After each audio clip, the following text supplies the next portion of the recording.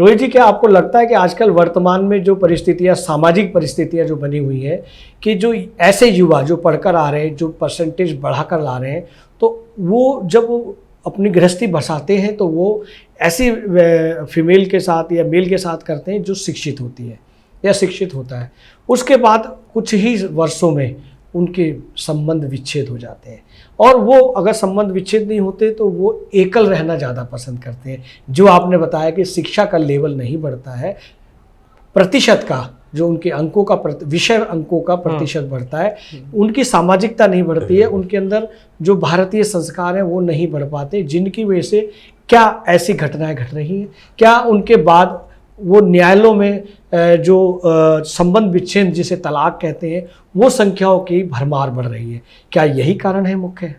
देखिए, मैं आपको थोड़ा पीछे ले जाना चाहूँगा जी इस बात का जवाब देने के लिए जी, कि जब हमारा और आपका समय था तो एक बैठक हुआ करती थी, हमारे पापा, दादा, बाबा, संयुक्त परिवार के रूप में जब रहते जहाँ थे, बैठते थे। हाँ। तो हम छोटे छोटे बच्चे जैसे वो अगर बैठे हैं जी, तो हम किसी कोने में बैठ दूर जाते रहते थे। थे। जो हम उम्र थे, छोटे छोटे बच्चे, तो वो अपनी दिन की शेयरिंग किया करते थे, सारी चीजों को डिस्कस करते थे, भाई आज ये हुआ, वो हुआ, उसे ऐसा करना चाहिए, वो सारी चीजों और को, कामों को भी बांटते हाँ, थे, अब आपको ये करना हाँ, है। वो सारी व्यवस्था का वहां पर पूरा विवरण होता था।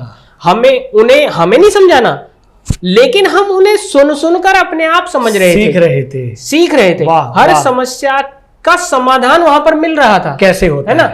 तो वो जो संयुक्त परिवार प्रणाली थी वो वास्तव में बहुत ही वंदनीय थी, जहां पर कोई भी तनाव, कोई भी परेशानी का सामना कोई नहीं करता था। अगर एक की परेशानी है तो वो चाचा, ताऊ मिलकर, सब मिलकर उठा लेते थे और उसको कोई दिक्कत भी नहीं। और कई बार तो ऐसा होता था कि बच्चे को पता ही नहीं है और उसका परिवार चल रहा है ना, क्योंकि वो संयुक्त परिवार था, ऊपर एक मुखिया बैठा, वो सबका वो देखभाल कर रहा है। आज क्या हो रहा है, आज हमने सब बच्चों को, ज्यादातर बच्चों को, क्योंकि 1 या 2 बच्चे होते हैं, उसके बाद हम कोशिश करते हैं कि जितनी भी हमारी कमाई है ना, जितनी भी मेहनत है, सब इन पर लगा दो, ताकि इन्हें उच्च से उच्च शिक्षा मिले, उच्च से उच्च पढ़ाई करें और उच्च से उच्च ये पद पे जाए, स्तर पर रहे और पद पर वो तो हमें हासिल हो रहा है, क्योंकि हमने भाई सोचा तो हमने वही ना, तो जो सोचा वो तो हासिल हो रहा है कि वो पढ़ भी लेंगे, हॉस्टल में भेज दिए, अकेले रहे, अंक भी अच्छे आ गए, डिग्री भी बढ़िया मिल गई, नौकरी भी बहुत बढ़िया मिल गई।